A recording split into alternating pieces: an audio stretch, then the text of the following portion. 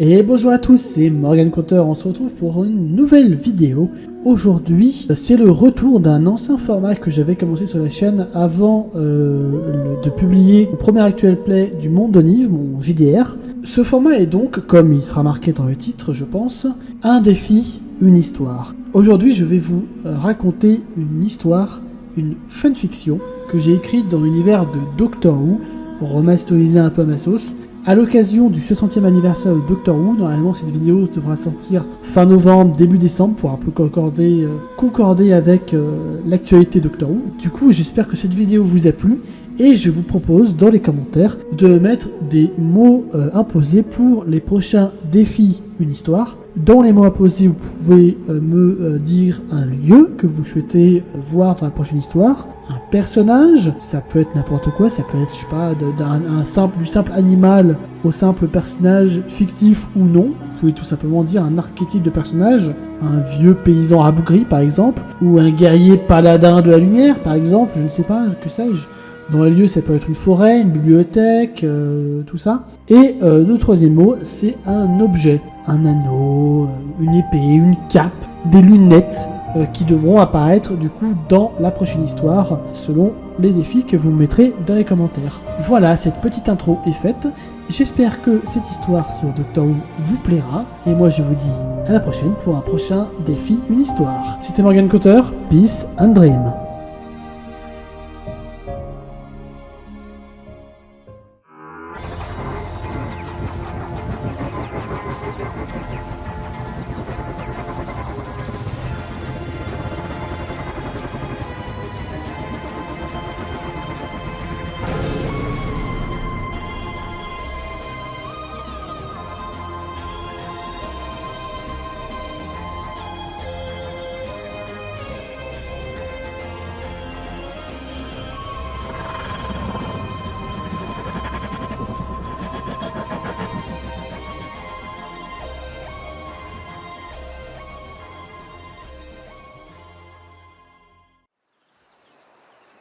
Quelque part, une jeune femme se trouvait face à une boîte bleue. Elle n'avait aucune idée de ce qu'elle faisait là.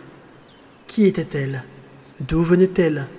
Pourquoi était-elle ici, sur cette île isolée, au centre d'un océan plus calme que le vide lui-même? Toutes ces questions assaillaient la femme qui se tenait les tempes. Aïe, ma tête.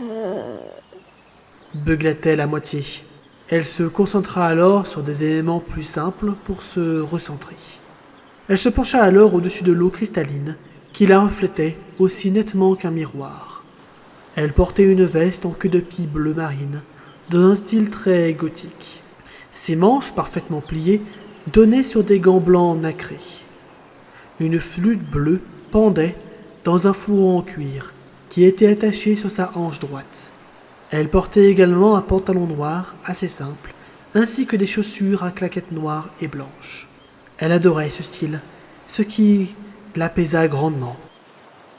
Elle releva un peu la tête pour apercevoir enfin son visage. Elle avait de courts et raides cheveux roux, frisés, laissant apparaître ses oreilles serties de divers boucles bleutées. Ses grands yeux d'un curieux bleu azur bougeaient partout pour essayer de tout voir en même temps. Son nez était fin et discret, mais elle pouvait sentir toutes les différentes odeurs d'écume, de sable chaud et d'algues marines. Elle respira un bon coup et se retourna vers une boîte, bleu nuit, à quelques mètres de là, qui faisait bien dans les 2,10 mètres à peu près. Mon Tardis. Chuchota-t-elle en posant sa main gauche délicatement sur l'objet. Elle ressentit une douce chaleur et un nom l'accueillit avec réconfort. Le composeur. C'était son nom. Elle le savait maintenant. Elle fixa le ciel d'un bleu pur. Le soleil qui n'était pas là.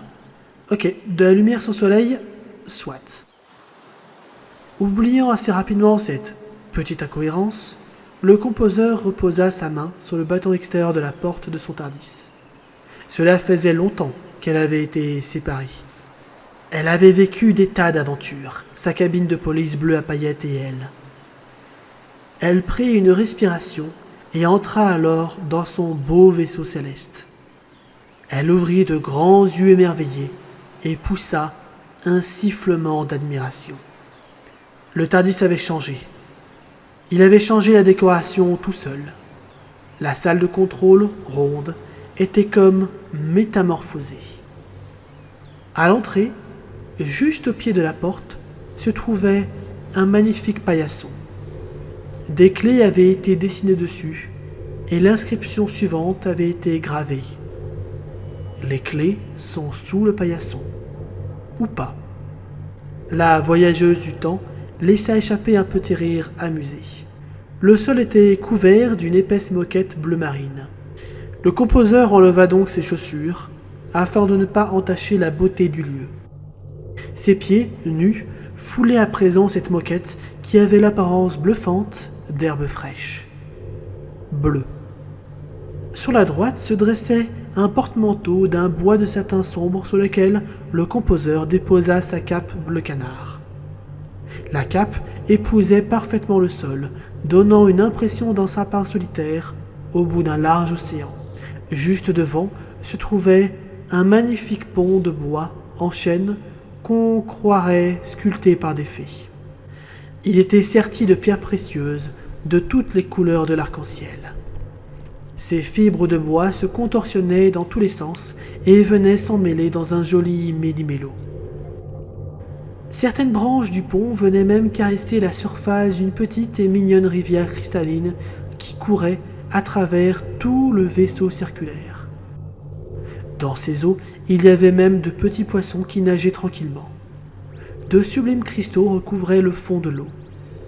La rivière était bordée de tubes luminescents qui illuminaient d'une douce lueur bleu lagon le cercle aquatique que formait le cours d'eau dans la salle de contrôle.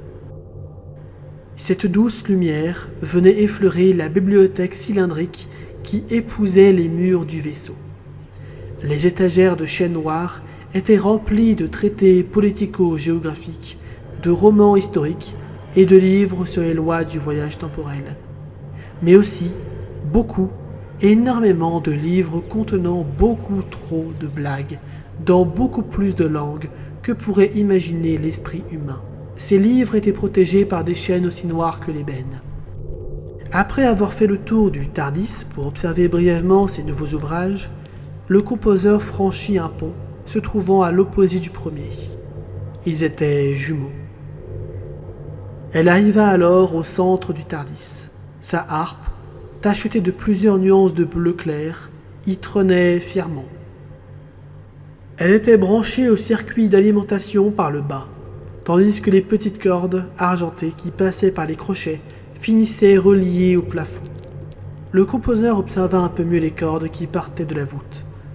Ainsi, lorsque le composeur en fit vibrer quelques-unes, elle put apercevoir de sublimes images apparaître au niveau des câbles du haut. Le Tardis avait recréé une interface visuelle avec un jeu de miroirs et ses cordes de harpe. Magnifique. Elle s'assit sur un petit tabouret bleu océan, retira ses gants blancs et commença à jouer sérieusement.